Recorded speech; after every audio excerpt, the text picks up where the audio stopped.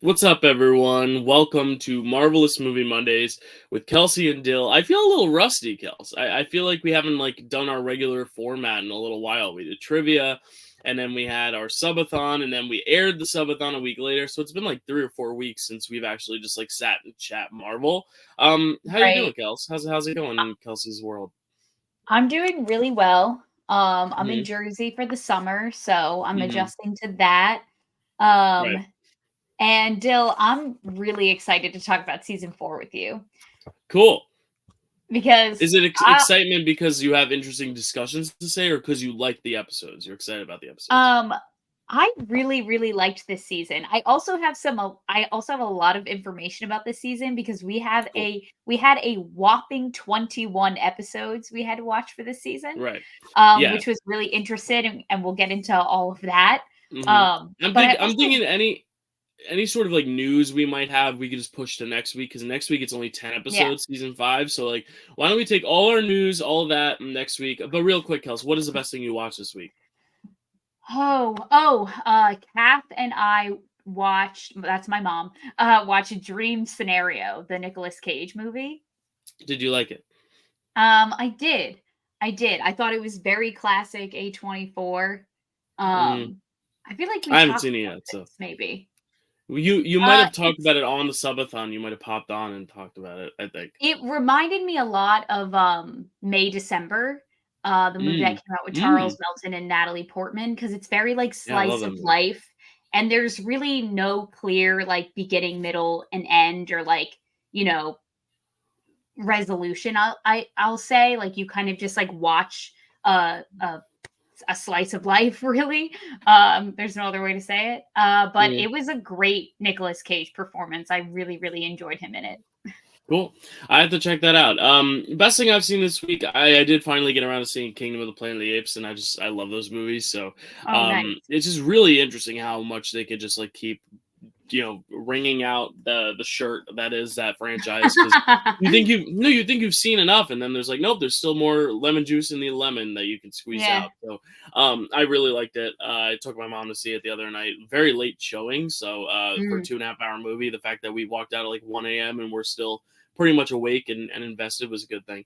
um but I'll be talking about summer movies all summer long. So let's get into X-Men. As we said, we're going to save the news for next week when we have less episodes to talk about, but we have 21 episodes to talk about. If you count parts and stuff, it's still 15 or 16. It's still a lot.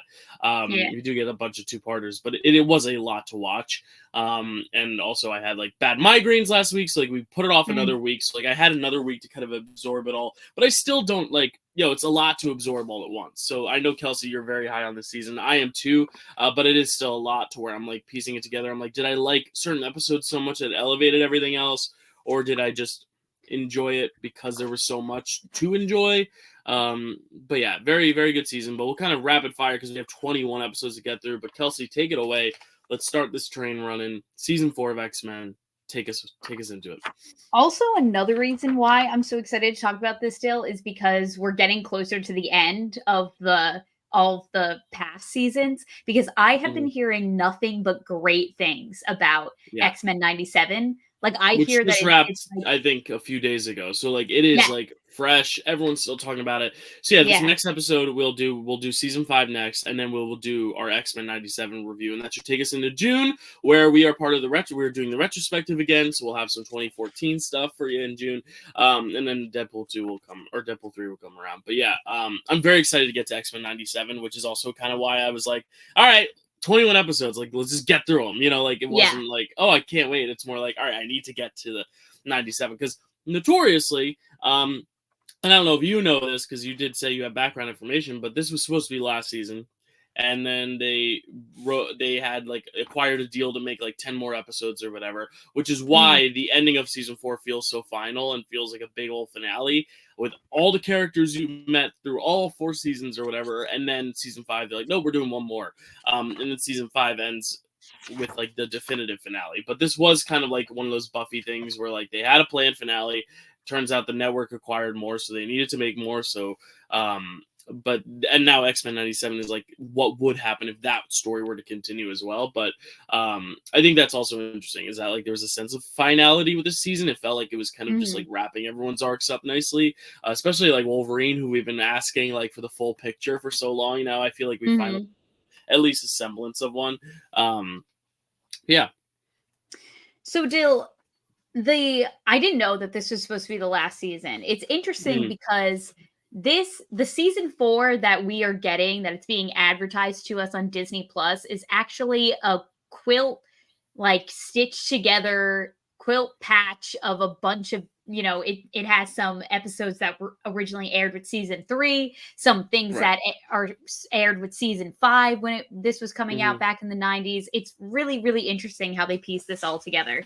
So and that's because of the ordering of the budget too. It's like, oh, we need more episodes. Okay, so like let's release this, that, and also just the animation. For some reason, they had different animators on each episode, and some episodes got finished sooner than others.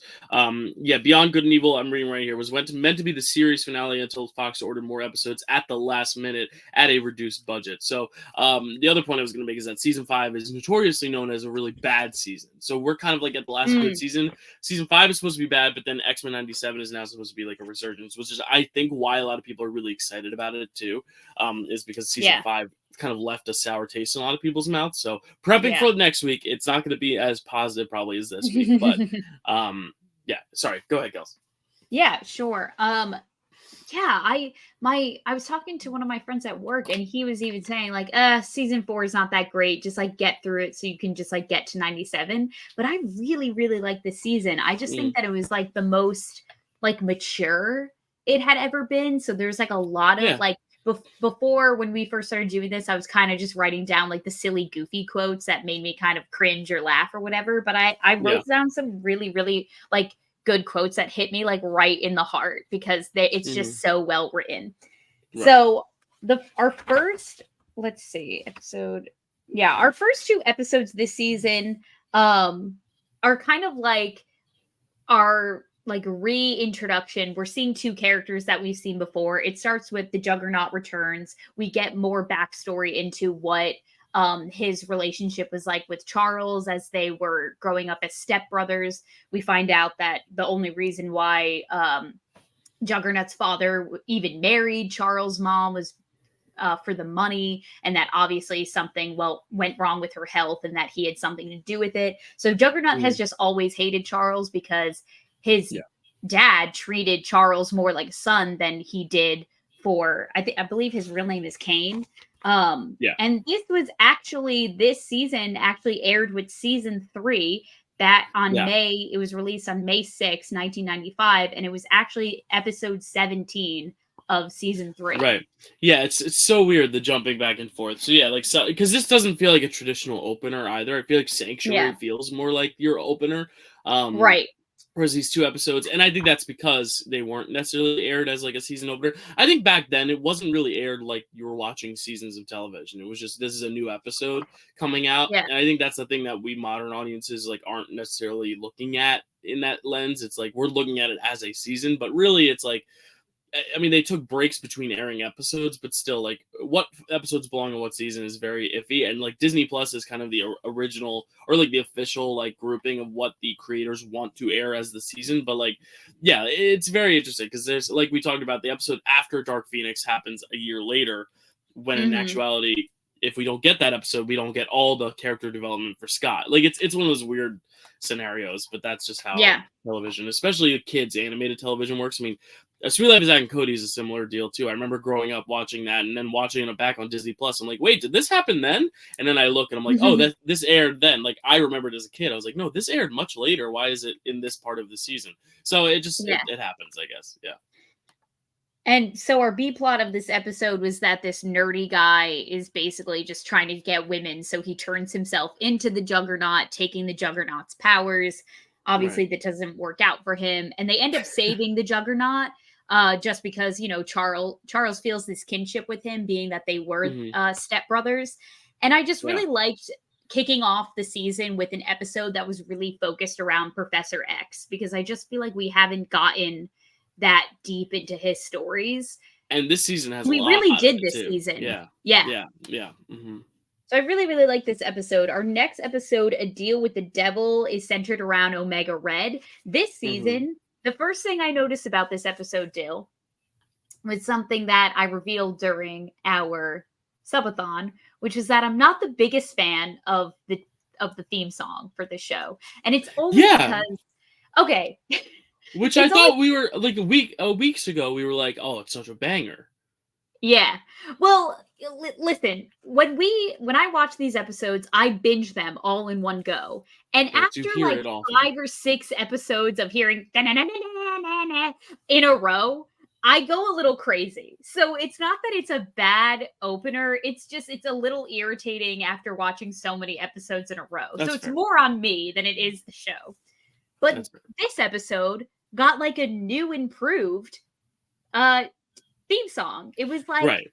it was much cooler and I was so much more Which into it. which again is a product of when it was aired. So this episode was aired Yeah. later. So like that's because I think that's the season 5 theme song. So anything that has Yes. that was really originally aired with season 5. It's very Yeah, interesting because it's like exactly. yeah, there's no. I don't know why they didn't just upload it on Disney Plus the order they came out, but I get it. Like in terms of story, they want certain things to happen before others. But yeah, I like it's shortened, right, and it's got a little bit more of a harder electric guitar to it, right? Is that what it is? Mhm, The mhm. improved one, yeah. So Yeah, it's a sounds a fun little little more like spice. rock and roll. I like it a Yeah, it, like lot. spices it up a Um, bit. Yeah. so you know what? I'm already gonna have a better attitude about season 5 because I already like the Okay, theme song better. Um, great. so this centers around Omega Red, Wolverine, and Storm all being trapped in not trapped, but they all go down to a submarine together because they have to get this long lost submarine ship back to the Soviets because it was like left over from World War II. The Hmm. quote that I wrote down from this episode was when Omega Red and Logan are seeing each other for the first time.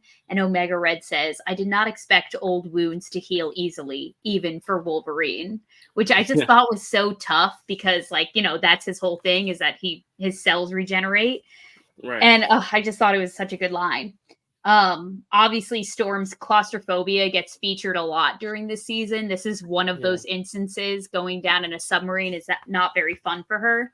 And I Hmm. think I liked this episode way better than the original Omega Red episode we got. I thought that one was like, I don't know, pretty boring, just like not for Hmm. me. But this one, I really liked the stakes of them being in a submarine, you know, submerged, no one being able to get to them, the toxicity in the air. So if they like puncture their suits, they're gonna die, and Omega Red is gonna kill them. And I just really, really like the stakes of this episode. I thought it was really entertaining. Yeah. And then in this episode, we get I think we got 2 episodes this season that have little post-credit scene teasers at the end. This was one Oh of them. yeah. It was teasing the next episode um for Sanctuary Part 1, I believe, Oh cool. which Hmm. was interesting because I don't know why it would tease that when Sanctuary Part 1 was originally episode 6 of season 4. But as we know, it's Hmm. season 3. It might So be a Disney Plus thing, maybe. maybe No, I don't know. I'll have to double check what it was actually teasing. Mm. Um, but anyway, so episodes 3 and 4 center around this sanctuary. It's a very Magneto heavy plot, which Yes, we haven't finally. gotten Yeah, I know. exactly. Literally, Yeah, like the main guy that we're introduced to in the movies is finally getting some recognition in this TV show. And so right. he's making this asteroid M, this colony that's going to of mutants that's they're going to reside up in space so that they don't have to deal with the humans anymore. All of this starts going awry when another mutant by the name of Fabian Cortez kind of robs Magneto of his powers and ends up taking over the asteroid and saying, well, humans are never going to like let us live peacefully, so we have to kill them. But you know, Mhm. Magneto is pro kill all humans. He's just like pro mutants should just like be in charge and live on their own. Um, Mm. I searched far and wide for this uh, Fabian Cortez character, and I think he Mhm. was created for the show. He's not Gotcha. in my encyclopedia. I couldn't find him in the wiki, Marvel, online at all. I think he Mhm. might be created for the show. Right. But and if I'm wrong, someone please fact check me. I'd love to know. Yeah. And so, and then we get this really interesting B plot of Gambit, going up to Asteroid M and kind of like he's like, "Oh, I have to see someone." And like, he's trying to see one of his old friends or something. And Rogue is really nervous that he's going to join forces with Magneto and just like abandon ship and live up there because he was kind of teasing at the beginning of the episode. He's like, "Yeah, well, we spend more time fighting for our lives than we do for our rights. And like, I understand the appeal of wanting to just live somewhere else where Right. we don't have to be fighting with the humans all the time." And she's Yeah. like, "You're not going rogue on me, are you?" Dad jokes too. Yeah. Thank you, Dale. Yeah. Good. And obviously at the end, he ends up not abandoning her or the X-Men, but it was just like this like sweet little moment that the two of them had because I was like, "Oh, Rogue, are you admitting that you have some feelings for Gambit over here?" I feel like that's been established, no? That they have like a little some little flirt. I don't know. Yeah, but she's always like, I feel like she's always like, "No, stop." But this time around, Now she it's the was other way like, around. Yeah. I feel like she was giving into it a little bit, which That's fair. I thought That's was fair. like softening her a little bit. Right. The quote. I wrote two quotes down from episode 4, part 2. Which was when Beast says, "The saboteur, like the thoughtful guest, knows when to leave," which I thought was funny. I love it. And when Magneto reemerges, because we think that he's dead, but obviously he's not. And he says, "The Earth's magnetic field has healed me as a mother nourishes her son," which I was like, "Magneto, don't put it like that." I'm just picturing him getting like breastfed by the Earth. By the Earth. Anyway. Yeah. And then at the end of this episode, we see Apocalypse saves Cortez, but that never really comes back into play. Not so I don't yet, know what at they were least. trying to set Yeah. up. I don't know. Yeah, maybe like season 5 we'll see that character again. I definitely don't need to, but Yeah, no. if we do, say Lovey. Right. So now we have episode 5, Xavier Remembers, which was originally episode 16 of season 4. And this is all about Charles kind of getting infiltrated, not physically, but mentally. He's getting harassed by the Shadow King. And what's her name? I don't even remember her name. She's not in the series enough. Jean Grey has Jean Grey, save yeah. him. I was gonna say only the biggest protagonist of the last season, but then I realized, you're right. They said Dark Phoenix is done. You're sitting out. Yeah, you're back on the bench. Exactly. Or in the kitchen, as we'll see later in this season. That was the most interesting thing they made her do was cook. But we'll get there when we get there. Not good. Unless you ask the kicker of the Chiefs.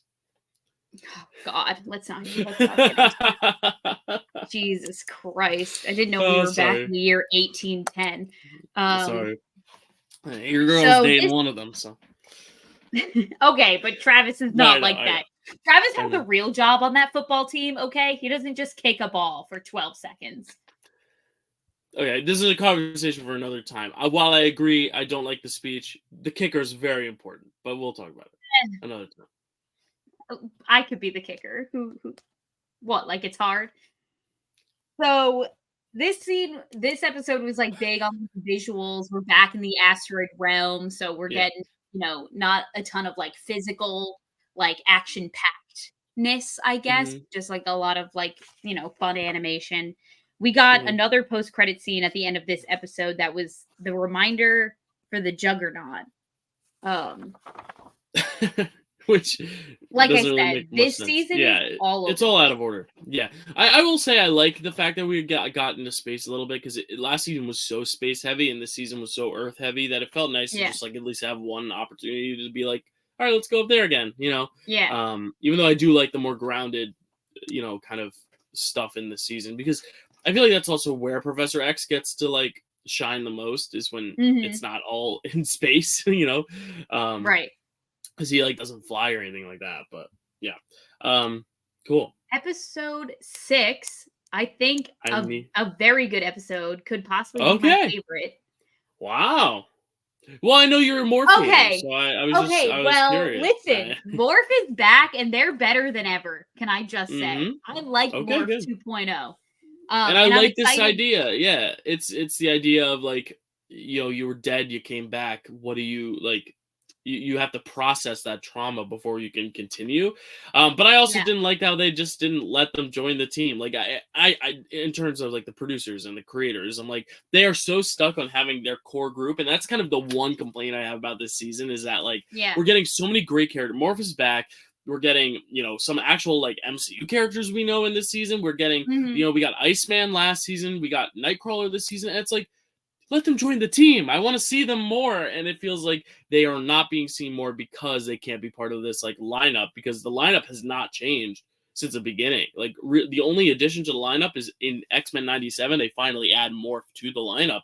But otherwise, the lineup is who it is, and I think that's a disservice because it doesn't allow the show to grow and expand. And I think that's the one thing the MCU does better is like Yeah.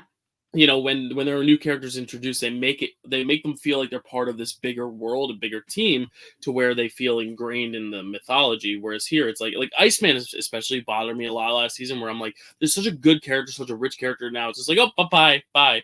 And I feel like they kind of did that with Right. Morph here, but I do at least like the arc since we have seen Morph before, and like we're kind of getting this is almost like the bridge of what we will get to know Morph for later. So I did like it, but it's just frustrating because I'm like, as soon as they go through all this rich development, it's like we don't see him again.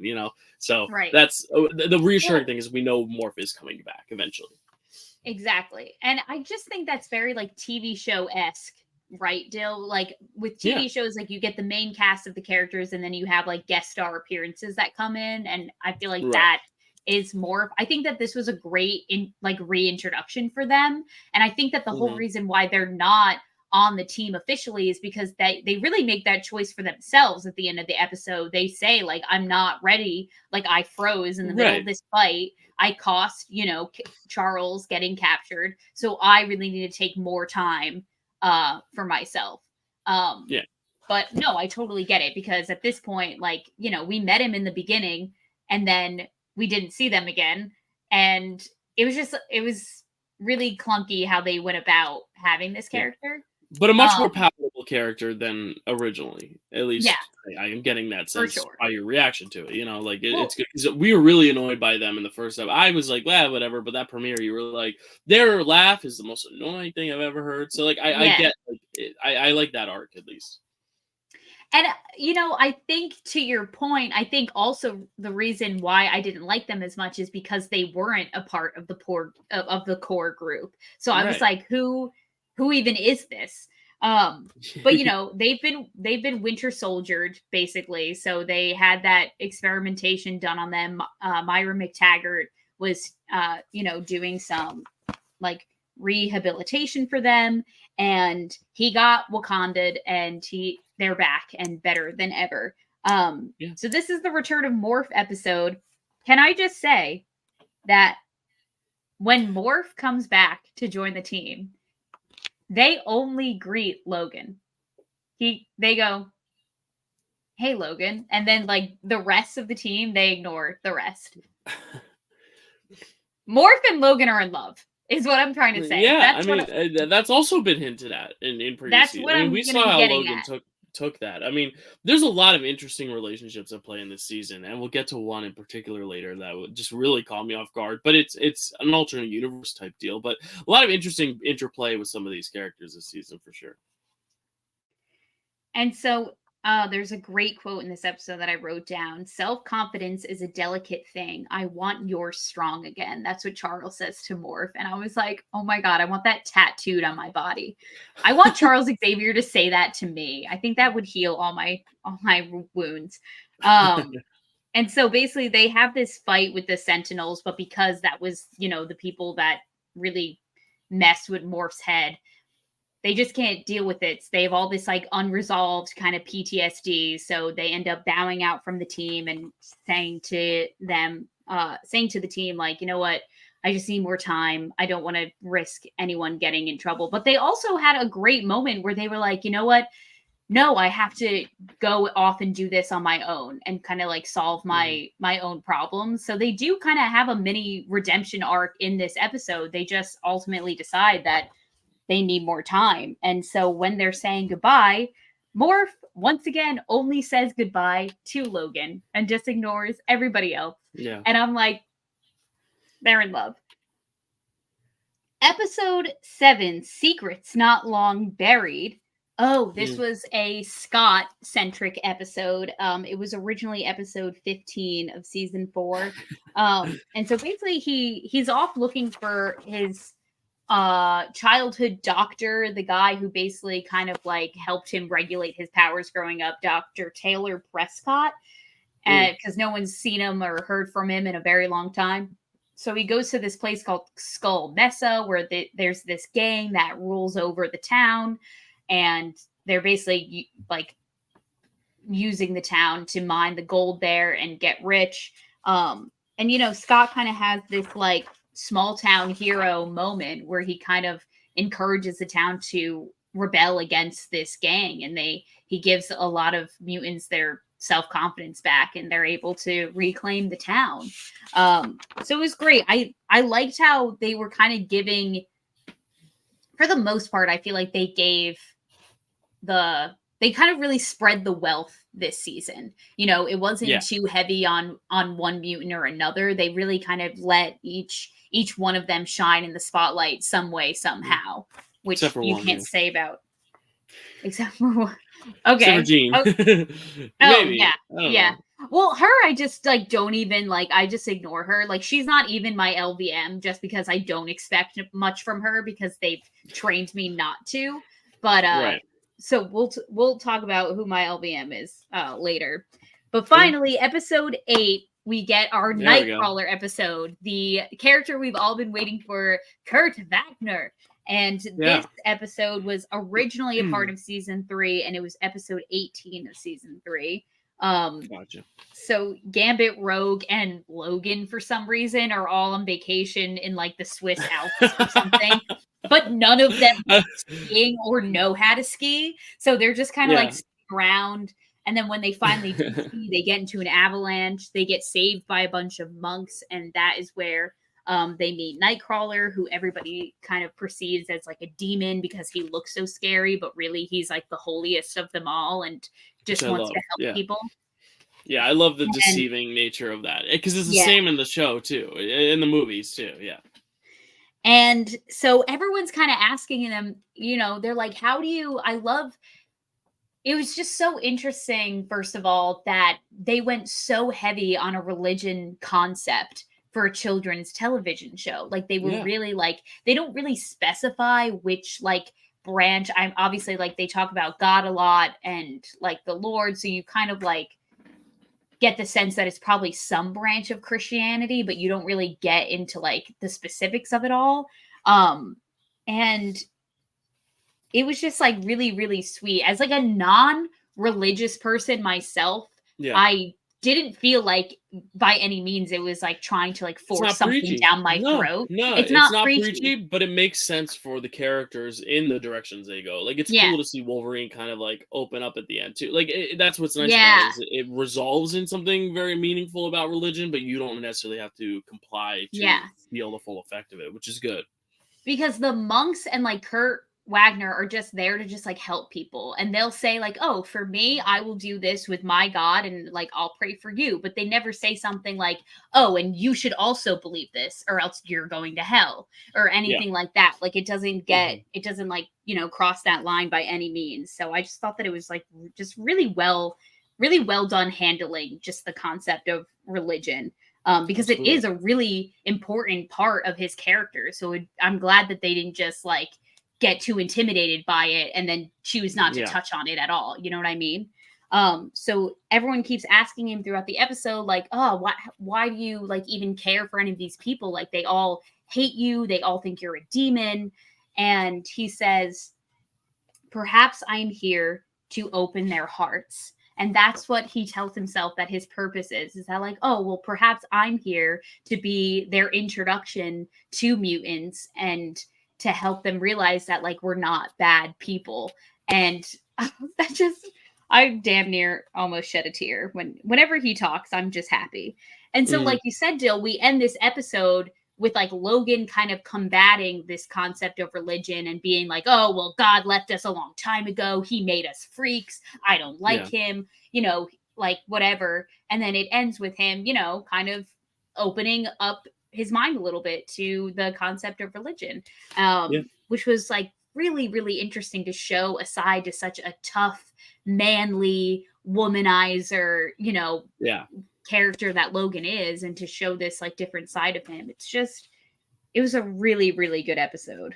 This might have been my Yeah. favorite episode. Yeah, this is I my don't know. favorite too. I mean, and this whole season, I think you liked a little more than me, but like this one episode was like really strong, and it's another reason why I'm Yeah. frustrated because I'm like, make Nightcrawler part of the team, but give him more stuff to do. Yeah. Yeah. Because spoiler alert, he's my MVM if I can even make him my MVM. I don't know if we have to choose from the main team or not, but Oh, like you can choose he's the anyone you want, best. Dill. Yeah, he's my MVM. He's great. Yeah. He was Yeah. definitely a very close second for me, but Okay. I'm I'll curious to reveal find out mine who at it the will end. be. Yeah. So episode 9 and episode 10 are a two-parter, One Man's Worth. This is another time travel episode, or episodes, I With should say. Bishop. And it was originally the opening, the opening to season 4, where it was this two-parter. And it's all about the Yeah. X-Men trying to go back in time to save Charles Xavier, because there is a branch of timeline where he's killed, and then therefore the conflict between mutants and people never even like touch at all, like getting solved, so they're Yeah. just always at war with one another. And then also in this alternate reality, Storm and Wolverine are married. Yeah. What did you think of that, Dill? Well, that's the relationship I was alluding to earlier. That was just so weird, but like, I didn't hate it, which was weird. I don't know. I like giving Storm a little more to do because I feel like she's also kind of fell by the wayside a bit. And Wolverine is Sure. so present that it just adds something fun to it because he's always so hung up on Jean Grey, and Morph Yeah. is so hung up on Wolverine that it's nice to see Wolverine with a total other character you never really expect. Yeah. It was fun. It allows any episode like this for any show that like allows it like other actors to play with other actors. There's a Buffy episode like that where it's like the main villain and hero end up in a relationship because they're brainwashed, like things like that where they would never like it's really, really fun. Like I don't know, I find it like a fun acting exercise. It's like the episode Sweet Love is Zack and Cody when like London and Maddie are switch places and like Brenda Song is playing Maddie, and it's just like stuff like that where it's like it's always fun to just give these actors and these characters like a new look, because it's not forever. Yeah. So it's like a fun little exercise. I don't know. I always like when there's different pairings and relationships and character traits depending on alternate realities or time travel or stuff like that. So I like it. Yeah. It was definitely interesting to see. What was interesting about it to me is that the version when they were married, like, didn't feel as like natural and believable to me as when it cut back to them just like out on the In the like field. picnicking together. Yeah. And he makes that like cheeky little comment at the end where he's like, "Oh, that was great, Storm. We should wrestle together another time."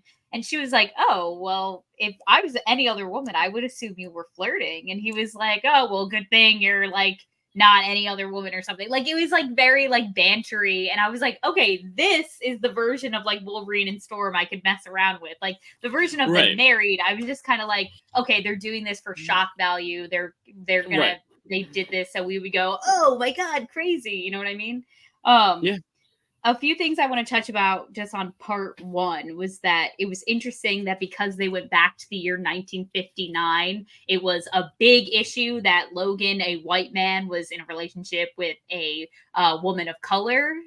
So racism was just at an all-time high. Which again, cool thing to bring into a kid's show, like we talked about with religion. Like it's a big deal. Yeah.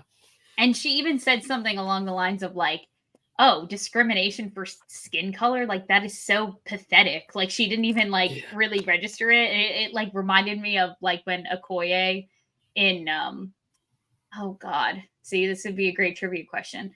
I think it's Black Panther, but she says something along the lines of like guns so primitive, and I was like that. It just reminded me of that quote. Yeah. And apparently, okay, so I always like IMDb'd because once I realized that this season was just all over the place, I was fact checking with IMDb to see which episode really aired when. And one Right. of the like trivia facts at the bottom of IMDb was like, oh, in the alternate universe where Wolverine and Storm are married, you can actually see shots of them fighting the Avengers. So I went back and I watched that scene. I couldn't really see anyone that I super recognize. It's hard when they don't tell me the name of people because I can't just know who, like, what the Mm-hmm. superhero is based off of just how they look. I'd have to just go through the encyclopedia and just hope I find someone that resembles what they look like. The only Avenger that I think I could pick out, and it was very quick, was Wasp, just because I saw a tiny person flying with Uh-huh. wings. So I just assumed it was So Wasp. It was the only person I saw. So yeah, I pulled up the picture. It looks I can't really tell who they are. I mean, that looks like a Cap type deal with the shield. I don't think it's supposed to yeah, be the Avengers. I think it's more like an alternate version of them. yeah, exactly. I That's what can't they tell what the said. hell that guy on that side's doing. That looks maybe like a Black Widow type deal, like a Yeah, Hulk like thing. I don't know. yeah, I don't know. Yeah, they're definitely like an alternate, like dark universe type of Avengers anyway. But I was just like, oh, let me go back and like see who's there. And then also at the end of at the end of episode 1, we never got anything like this before, but they did this like slow motion. Oh, it's Doctor. This is Doctor Strange. That's who that is. Oh yeah, yeah, totally. Yeah, I got confirmation because they also have action figures, so it's a little bit more pronounced there that that's Doctor Strange, and then Oh, Cap, and then I don't know who the big guy is, I'm but and like, then that would probably be Black Widow then. Yeah. yeah, Huh. cool, cool, cool. Interesting. Hmm. I At didn't the even end of see this, that the first time. I didn't see it either, but I only knew that because IMDb told me. So I was like, oh, Right. let me go back and watch. Um, and so at the end of episode um at the end of the first part, they do this like slow motion dramatic scene where like the bomb is about to go off. So all of their voices get deep all of a Yeah. sudden. And I was so confused at first because I was like, wait, what just happened to the sound quality of this? And then I realized they were doing like slow It was an motion. effect. Yeah. Yeah, and I was like, "Oh, okay." It was just like very, very silly, and I liked it a lot. Um, Yeah. and so I noticed that like by this point I noticed that like whenever there was a part 2 of like it of 2 episodes, I realized that part 2 was like basically just felt like the third act of the movie where it's just like all action and Yeah. nothing is like the plot isn't moving anymore because there's nowhere else for it to go. So Right. part 2 is just them basically trying and trying and trying again until eventually they get it right. But unfortunately that means that the wedded couple Storm and Wolverine have to give up their relationship because in the Hmm. universe that we know and love them for is they are very much not together. But they do make this sacrifice for the greater good. So we thank them Mm. for that. Yeah. Episode 11 and 12 are another two-parter revolving around Proteus, which is Myra McTaggart's son, Kevin McTaggart, who is having a really hard time um, regulating his powers. He's kind of just like going berserk through like the country of Scotland. So everyone has a fun little accent. And Yeah. he just basically has daddy issues. That's what it is at the end of the day. And Yeah. this was one of the episodes where Logan really gets really shook up from encountering this um uh antagonist. I don't even want to Yeah. say antagonist, but just like obstacle, I guess. He Right. really gets shooken up, and then at some point in part 2 when they're, kind of at their last battle, he actually bails. He literally says the words "I can't" and then runs off. He does come back to like last minute save Yeah. Charles, but it was just like it was something like so out of character for him to do. So it was just like interesting for them to kind of touch on this, like, oh, maybe he's not like literally made of steel, even though he is, Yeah. but like he has character flaws, which is how you Right. get the most complex of characters. which is cool. Yeah. Exactly. And so at the end of all of this, oh, sorry, this I have to touch on. Myra McTaggart, I'll say it, sucks. Because we find out, we dive more into the backstory of like what happened between her and Charles, and we find out that they were very much involved romantically.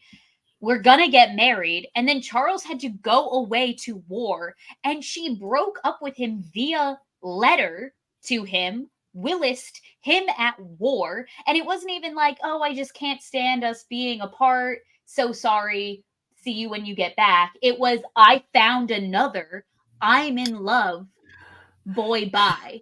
Like, it was, she sucks. And then she's leading him on this whole episode. He's treating her son like a son, more than a son than his actual father is treating him. And he's just letting her walk all over him. I wanted to say, Charles, grow a backbone. You can't be letting this girl who broke your heart tragically, like, take advantage of you like this.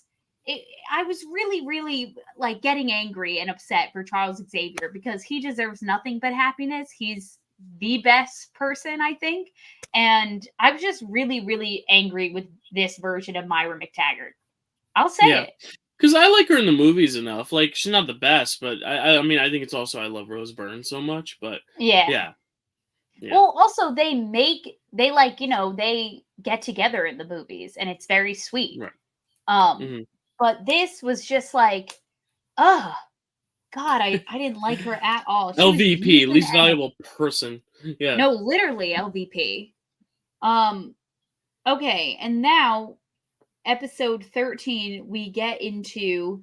Yes. Family ties. We see Wanda Maximoff and Quicksilver.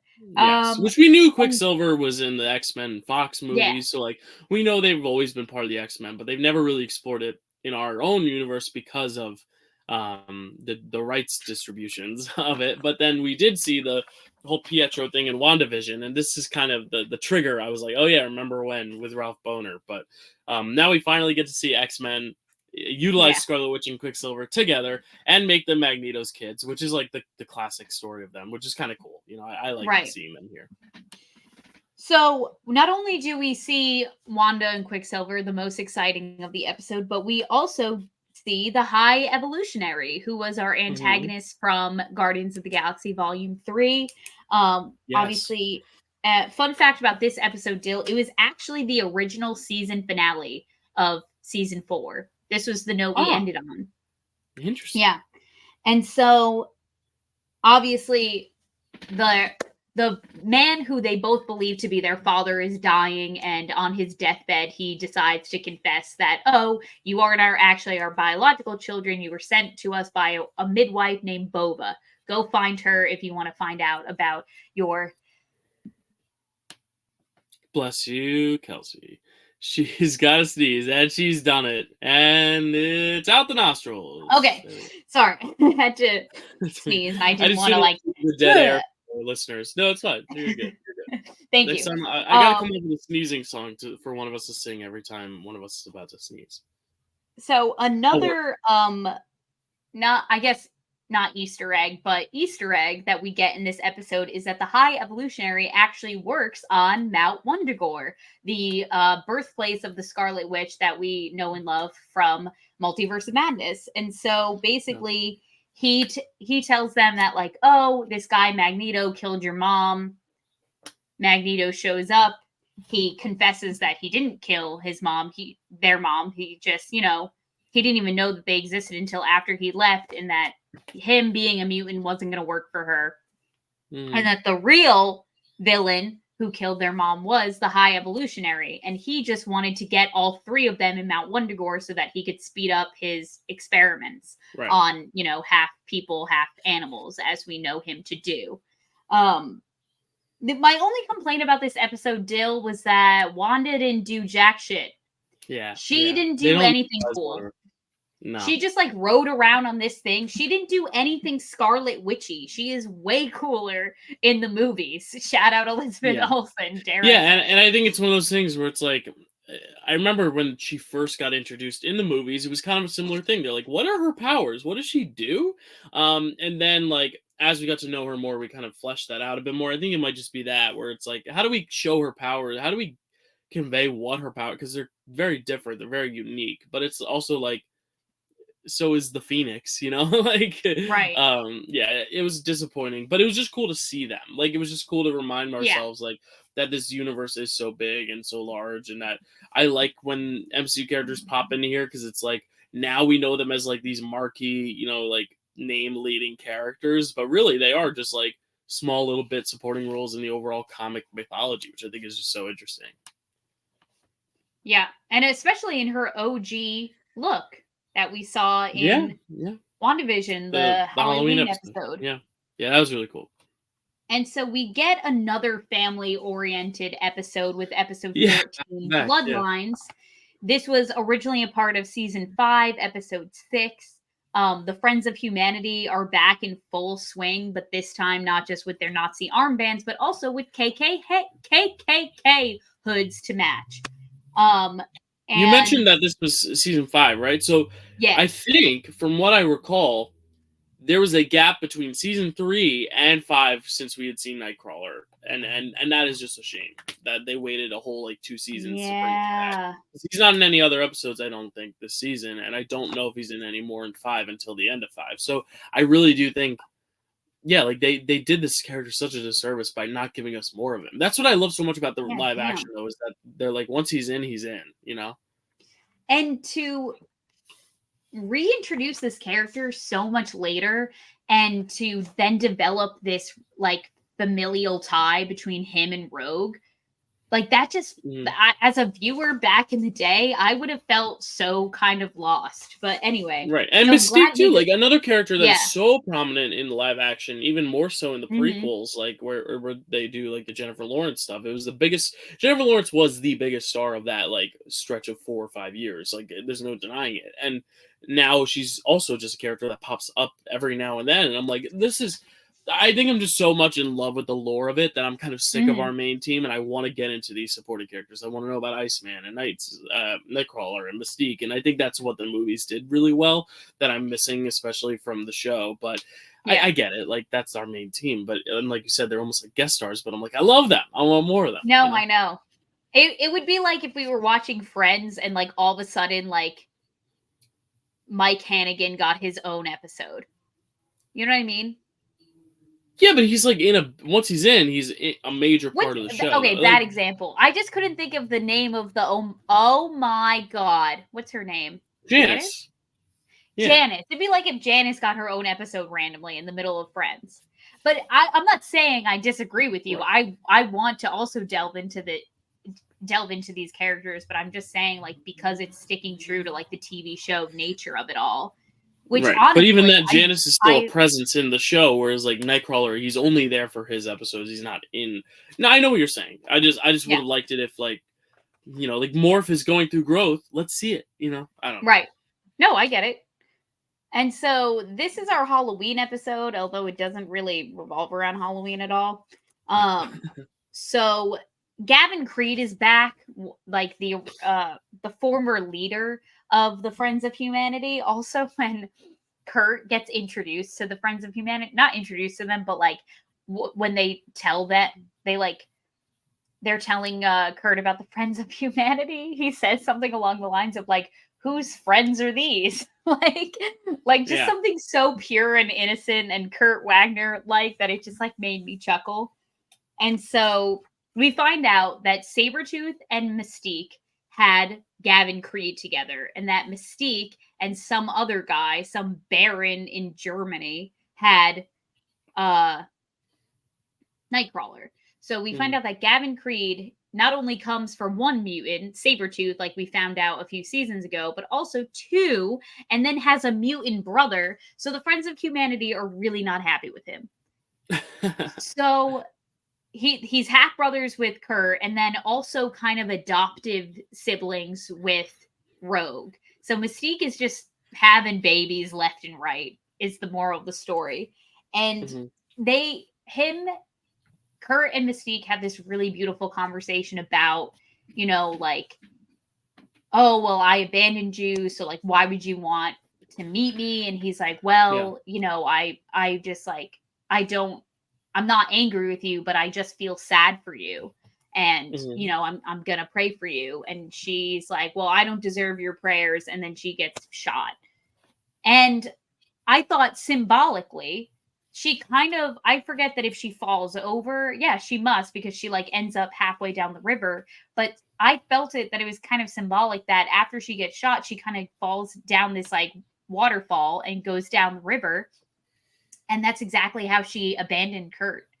So I thought that it was like a Mm. little parallel Yeah, moment that's interesting. happening. Yeah. Mhm. Obviously, at the end of the episode, we find out that she's still very much alive. Um, and uh, but oh yeah, and then Gavin Creed gets picked up by the Friends of Humanity, and they're like, "Well, you failed the mission, but we Mhm. believe in redemption, so we're just going to Right. let you deal with this at the source." And then they literally throw him to the wolves, or throw him to the saber tooths, I should say. And they're just like, well, there's your dad, good luck. And that's how his story ends, or maybe Mhm. it doesn't, who knows. Episode 15, the Japanese episode, Lotus and Mhm. Steel. This is Wolverine has been just free. He's been fighting for his life in the trenches. He's like, I need to go take a break. I'm going to Japan. And so he goes to Japan to kind of like regroup, find himself, work on his anger issues. But while he's there, the village is getting terrorized by the Silver Samurai.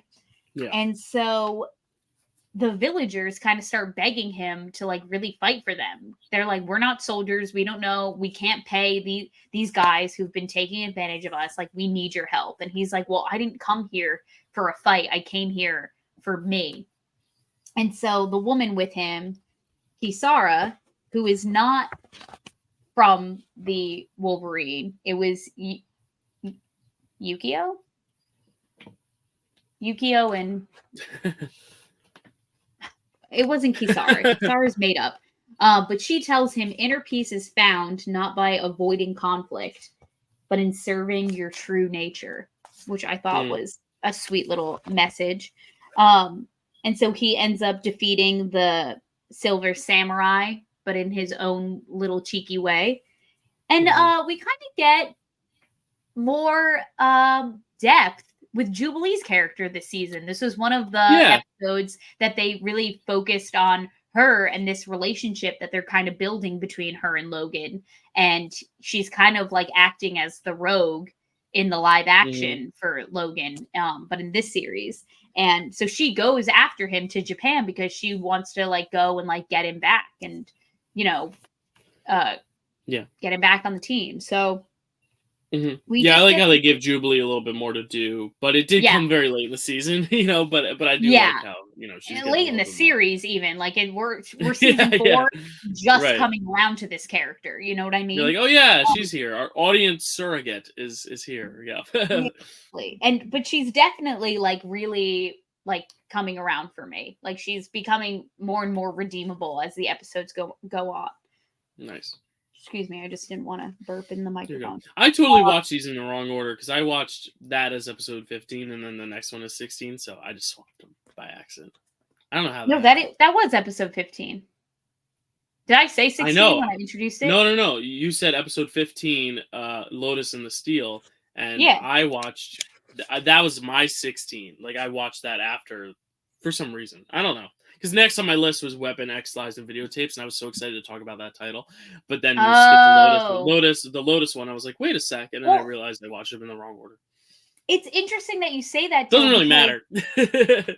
well, it kind of does because I realized that like episode 16, Weapons X Lies and Videotape, Which is my 15. Yeah. which is like a really antiquated way of like saying like videotape. Like that was probably something like so cool and like new Yeah. in like Yeah. 1996, but now it's like videotape. That's fucking Right. ancient. Which is Um which is also a play on the movie, which is the famous '90s movie Sex Lies and Videotapes. So I think that's just like such a oh, cool homage to it. true. Weapon X Lives and videotape. I thought that was just such a fun. They're like really embracing the '90s of it all. Oh, 'Cause it's that's such a really cool. I stupid didn't title, know but I that. love it. Yeah. That's what I was so excited about because it's a Cool, Steven cool, Soderbergh cool. movie, which is a great movie, but it was just so funny because I'm like, no one really talks about Sex Lives and Videotape a lot nowadays, but like at the time that was a big like one of the big indie movies of like that indie rush era of like Soderbergh, Tarantino. So it's really funny that Mhm. like they made a title called Weapon X Lives and Videotape. It's just funny. Um yeah, no, that's it. That's all I had to So say about the title.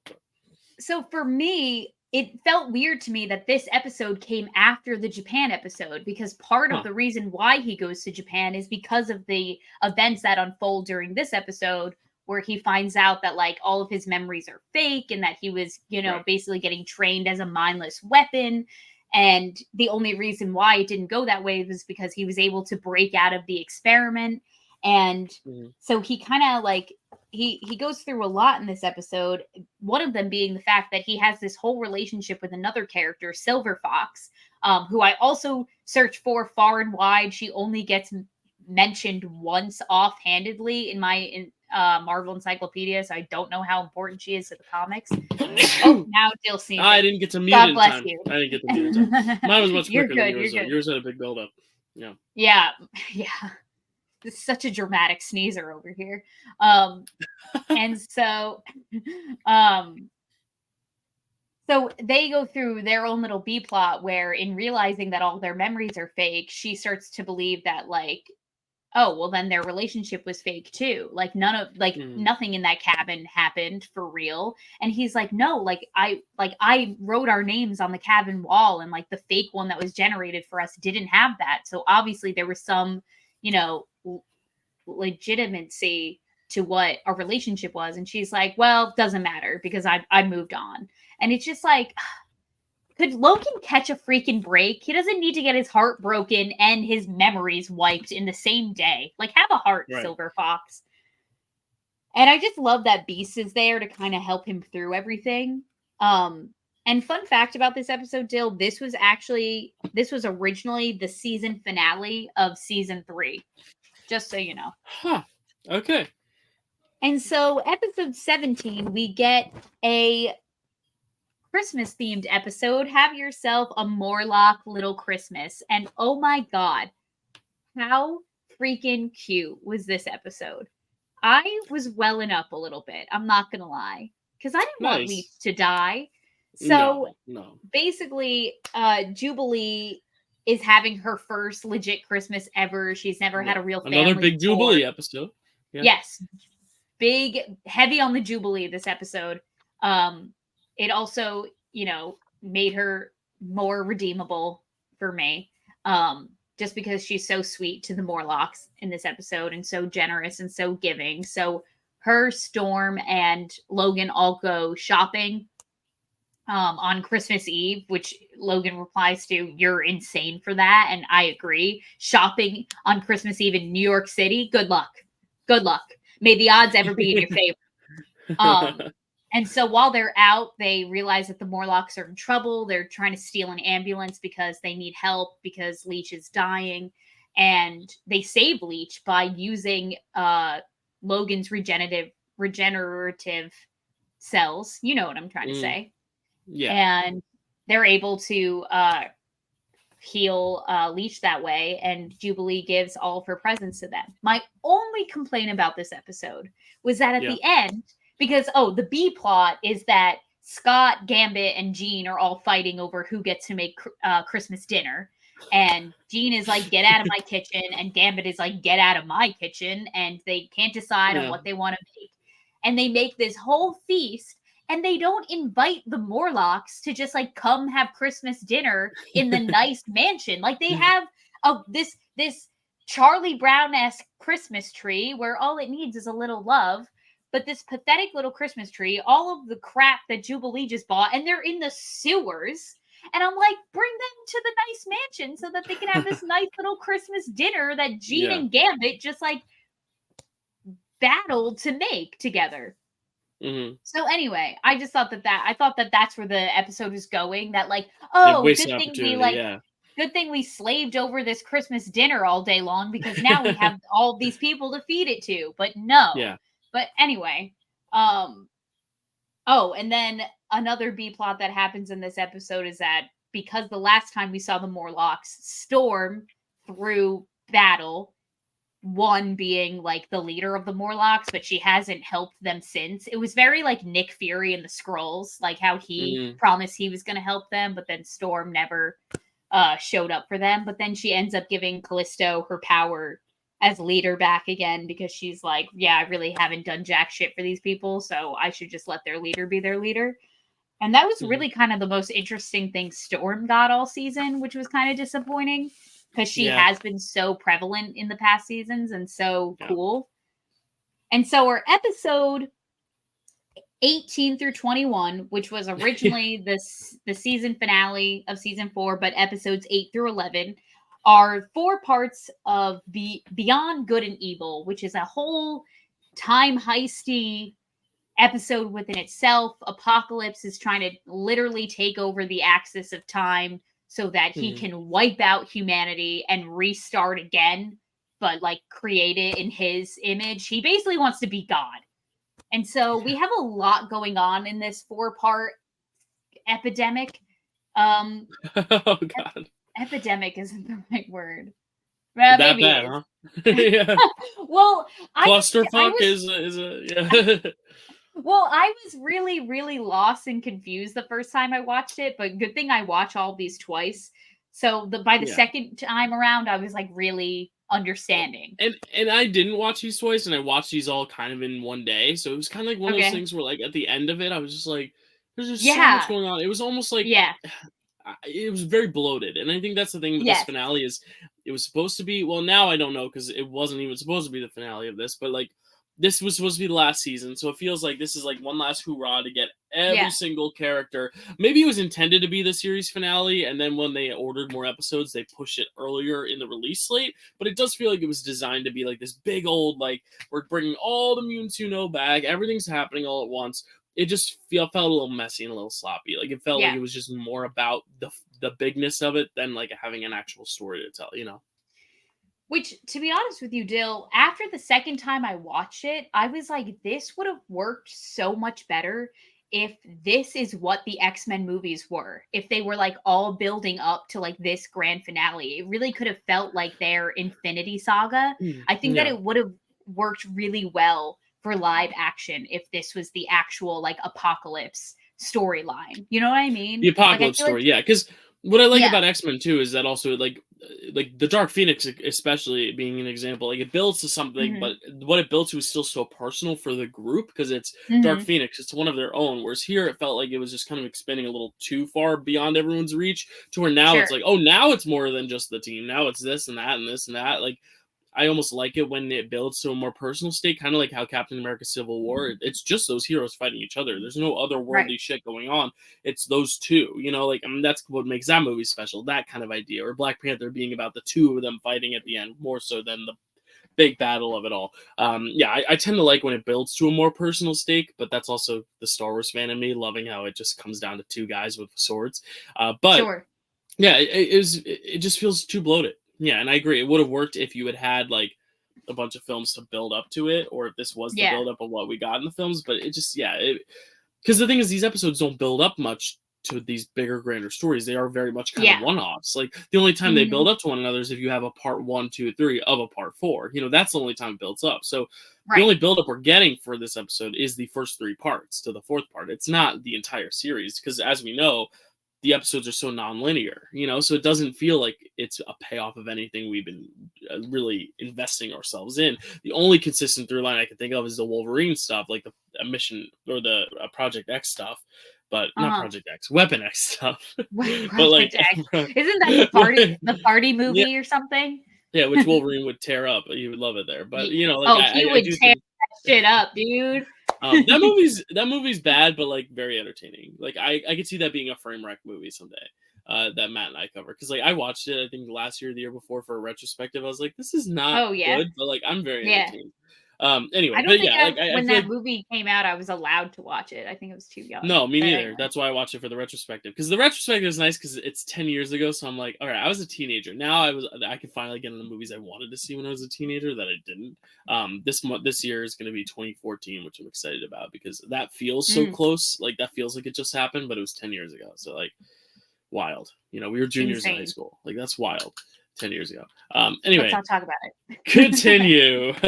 We ancient So beings. we kind of have like four moving parts with this four-parter, right? So we have Forge who's stuck in this like no man's land of time with this character of Bender, who I once again searched far and wide for, but couldn't find them. I bet you they are a real character from the comics because I want to know more about them. I just couldn't find more background information on that character because listen, I know you're expecting me to say that I hated this character and I found them incredibly annoying.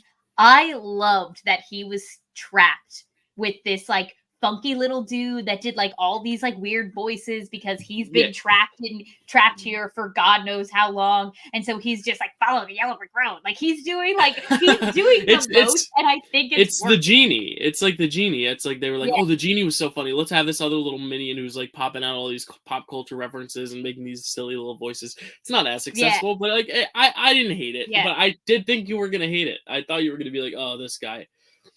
No, I He's also really, new. It's really like we enjoyed haven't. it. It's just they're just throwing him in. Like they didn't need to throw him in there, but they just throw him in there. Like no, this is a new Yeah. character you're getting introduced to at the last minute. Yeah. Right.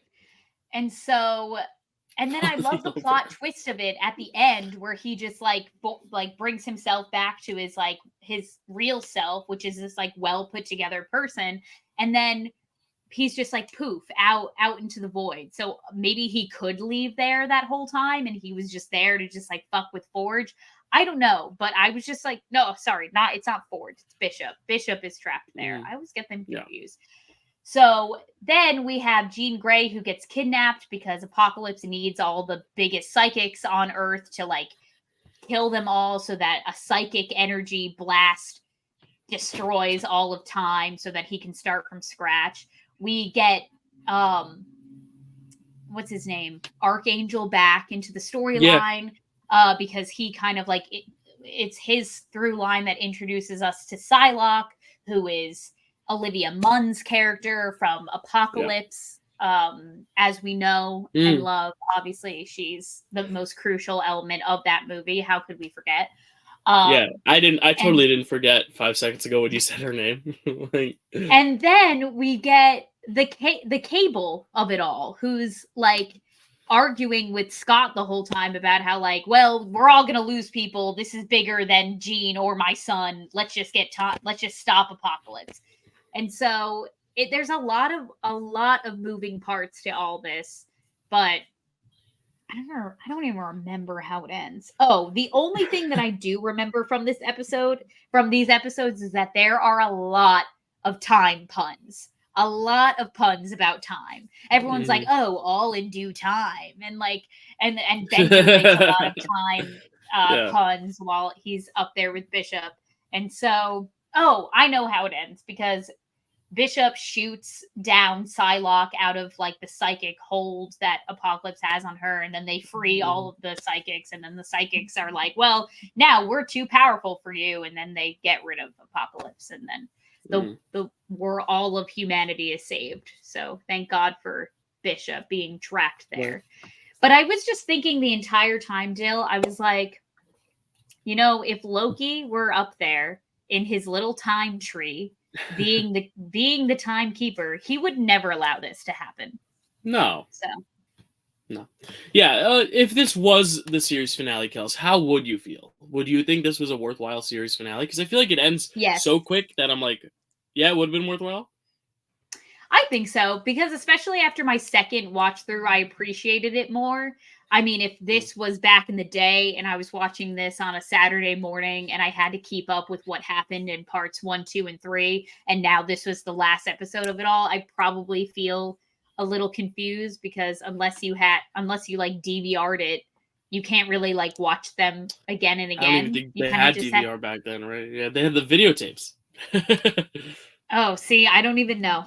I wasn't Wait, really you didn't around. do video? Wait, you didn't have the VHSs when you were young? You would have the blank Yeah. VHSs and you would put them in the TV, and yeah, Oh, yeah, yeah, yeah. I do remember yeah, doing that. But then that's I what they were also doing. remember we had TiVo.